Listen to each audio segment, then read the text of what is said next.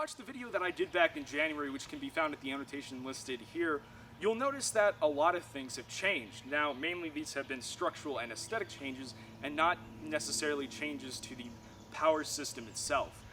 One of the most notable changes that I have swapped out the carbon fiber boom arms for these Aimdroix aluminum arms. Now, these provide a more rigid and stable platform. They really feel like they mend with the frame.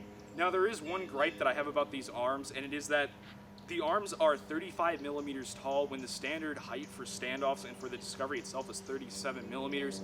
So what I ended up doing was that I had to 3D print these little spacers here at the bottom.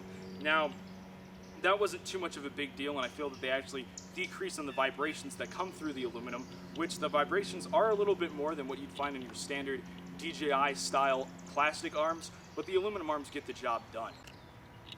Now, going back to the power system, I'm running these multi-star 4114 320 kV motors. Now, when I first got them out of the box and was doing initial testing on the aluminum arms, they did sound a little bit whiny and squeamish. But once I got the props on, they quieted very much down to a very not noticeable level, and they work absolutely perfectly. Now, one of the motors that I noticed during my testing was actually out of balance. I may include some pictures here. This was due to some of the glue being applied in an imbalanced manner, which was making the motors spin at a different way than all the other ones. It was more out of balance. So be sure to go through, if you're going to buy these motors, open them up, grind down the little plastic. I just took a little hex key and just kind of scraped it off. And then also be sure to balance these propellers. That's going to make it so that your video will reduce on jello and it'll look a lot better. And then when you go into post-processing, it'll make it a lot easier.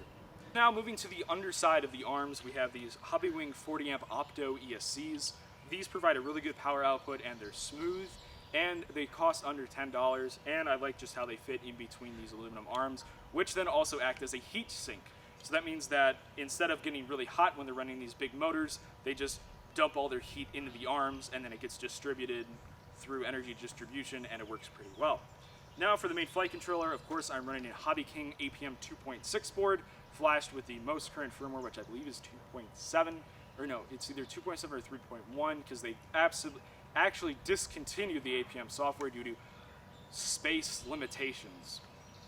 They want you to buy that Pixhawk, which, I don't know, maybe I might swap this over to a NAS in the near future, because I really don't support those practices, and I don't think that you should either.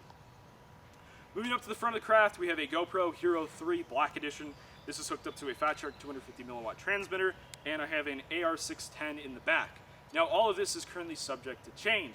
I have a gimbal coming in for the front of this, which you are going to see a video on very shortly, and I'm going to swap it probably out for either a 2.4 or a different video signal. I feel that the 5.8 doesn't penetrate the trees as much as I would like to, especially out here in this more forested environment. At the rear of the craft, I have my trusty two LV Power 4200 milliamp hour batteries located in series, so that makes the two 3 cells a 6 cell. Now, if you remember the video back in January, I actually picked these up off of 3DR's discount clearance sale for about $3 a piece, which is why that I decided instead of buying a $100 6 cell, I could spend $6 and then just parallel them through two XT60s. So that's what I did on this one, and I find that it is working fantastic, because then I can just power the FPV system right off of one of the 3-cell LiPos. Thank you so much for watching, and I know I haven't been uploading lately, but this is going to be the start of what I'm going to be calling Season 2.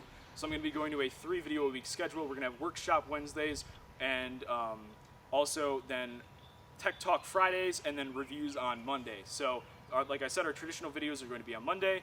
Our Workbench Wednesdays are where I'm going to be working on whatever project I'm working on that week. So either it's going to be modifying a gimbal to fit on here, working on a new mini quad frame, or looking at some other different things. And then Tech Talk Fridays, where I'm going to explain some of the things like why does a video transmitter blow itself up when you don't attach a antenna.